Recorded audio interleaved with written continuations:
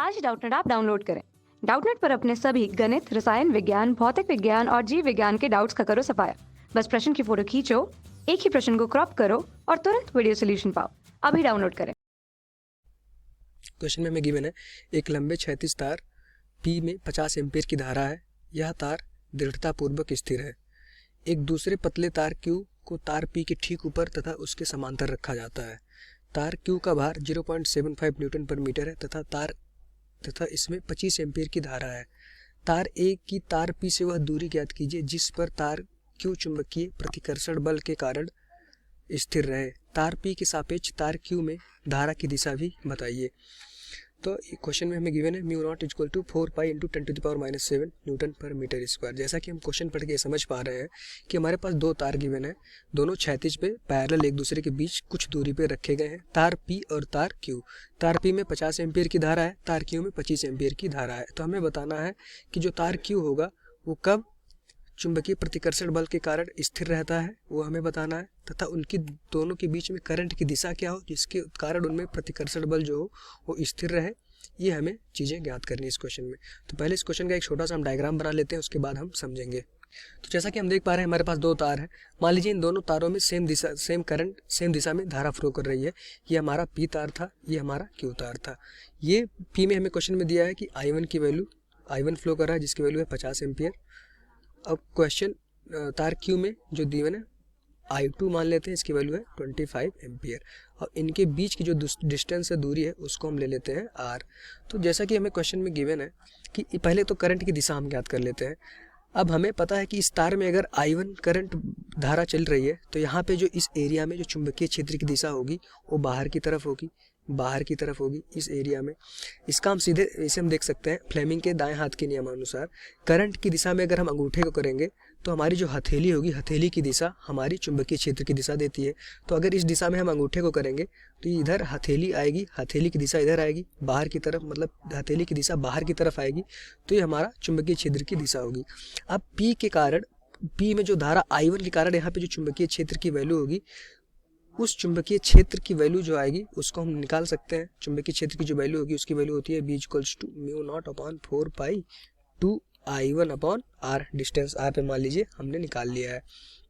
अब इस चुंबकीय क्षेत्र की वजह से इस तार Q2 पे एक बल लगेगा, उसकी बल की दिशा हमें निकालने के लिए हम क्या करते हैं कि करंट की दिशा में, जिस दिशा में करंट फ्लो कर रही है उसकी लेंथ पे, करंट की जो लेंथ है, मान लीजिए इस तार में करंट फ्लो कर रही थी, इसकी लेंथ ये है, तो उस लेंथ की दिशा में अपने हथेली को हम करते हैं और चुंबकीय क्षेत्र की दिशा में हम अपने हथेली को घुमाते हैं। तो चुंबकीय क्षेत्र बाहर की दिशा में है, तो इधर अगर इस तार की दिशा में हम अपनी उंगली करेंगे तो चुंबकीय क्षेत्र बाहर की तरफ अगर उंगली अपनी हम घुमाएंगे तो जो हमारा अंगूठा होगा वो हमारा चुंबकीय फोर्स की दिशा देगा। तो अंगूठे की दिशा हमारी इस तरफ आएगी, ये हमारी इस तरफ अंगूठे की दिशा आएगी। तो हमारे चुंबकीय फोर्स होगा, ये फोर्स क्यों होगा, force Q due to P के कारण जो फोर्स आया Q पे वो होगा।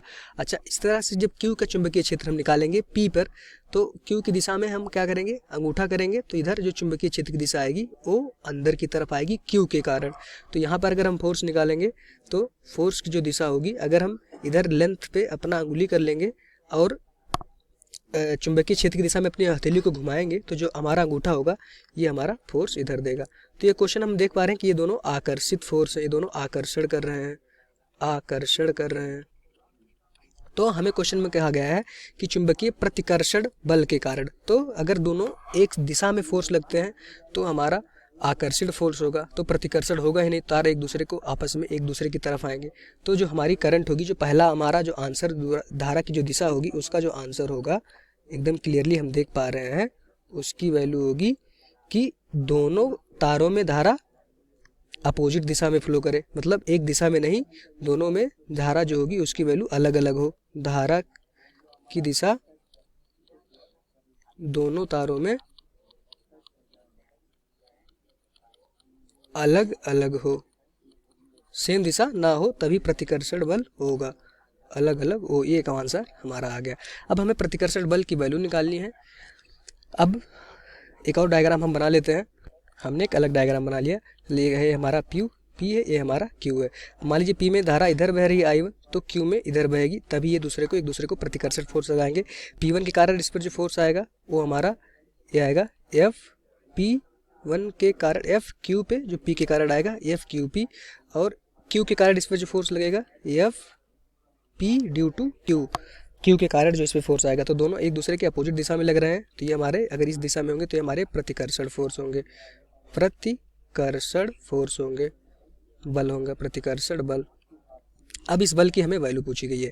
अब P के कारण Q पे हमने चुंबकीय क्षेत्र की वैल्यू निकाल ली है, ये आएगा। अब हम P के कारण Q पे बल भी निकालते हैं, तो बल on Q due to P ऐसे को लिखते हैं, उसकी वैल्यू क्या होती है I into B into L. अब यहाँ से I हम पता है कि आई क्यू पे I2 करंट है, B की वैल्यू हमने निकाल ली है, उसकी वैल्यू होती है mu not upon 4 pi into 2I1 upon उनके बीच में जो तार के बीच में जो डिस्टेंस है वो R है इंटू एल। फोर्स हमें एल गिवन नहीं है तो हम इसको निकाल सकते हैं, force on Q divided by L, force per unit की वैल्यू आ जाएगी mu not upon 4 pi 2I1 I2 upon R। ये हमारी तार Q पे इतना बल आएगा। अब हमारा तार Q ये था, इस पे इधर की तरफ हमारा ये फोर्स लग रहा है F Q due to P। अब इस तार का वेट भी हमें क्वेश्चन में गिवन है, तार का वेट जो होगा W लगेगा, तो ये तार का वेट जो होगा ये फोर्स को अगर हम W के बराबर कर दें तो हमारी ये डिस्टेंस R आ जाएगी, जिससे वो दोनों एक दूसरे को प्रतिकर्षण करेंगे, एक दूसरे को प्रतिकर्षण। ये हमसे क्वेश्चन पूछा गया है, चुंबकीय क्षेत्र प्रतिकर्षण बल के कारण स्थिर रहे, तो प्रतिकर्षण बल, अगर ये प्रतिकर्षण बल जो आया इसको हम W के बराबर कर दें तभी ये तार पूरा Q स्थिर रहेगा। अगर कोई भी इसमें से ज़्यादा हो गया तो तार हमारा Q ऊपर नीचे हो सकता है, लेकिन अगर ये दोनों बराबर हो गए तभी ये तार हमारा स्थिर रहेगा। तो इसके जो हमारा आया एफ क्यू को हम W के बराबर कर देते हैं, एफ क्यू हमने निकाल लिया है, तो अगर इसको W के बराबर कर देंगे तो mu not upon 4 pi 2I1 I2 upon R is equal to W।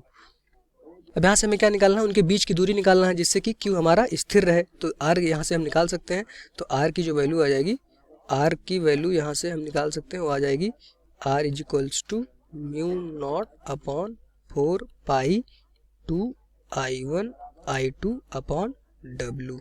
ये हमारी R की वैल्यू आ जाएगी। सारी वैल्यू क्वेश्चन में गिवन है, पुट कर देंगे हमें आंसर निकल के आ जाएगा।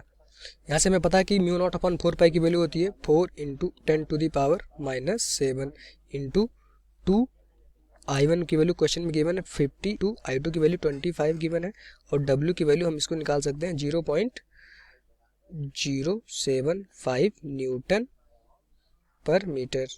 यहाँ से जो हमारी R की वैल्यू आ जाएगी उसकी वैल्यू हो जाएगी, अगर इस पूरे को हम सॉल्व कर लेंगे तो यहाँ से हमें R की वैल्यू मिल के आएगी, और R की वैल्यू हो जाएगी 3.33 into 10 to the power -3 metre. ये हमारा आंसर हो जाएगा। इस क्वेश्चन में हमें यही हमसे पूछा गया था, R की वैल्यू, जिससे कि वो एक दूसरे को प्रतिकर्षण बल लगाएं और वो Q हमारा स्थिर रहे, तो यही हमारा R की वैल्यू हो जाएगी। Thank you. कक्षा 6वीं से 12वीं से लेकर नीट, IIT, JEE वो एडवांस के लेवल तक 1 करोड़ से ज़्यादा छात्रों का भरोसा। आज ही डाउनलोड करें डाउटनेट ऐप या व्हाट्सएप करें अपने सारे डाउट्स 8400 400 400 पर।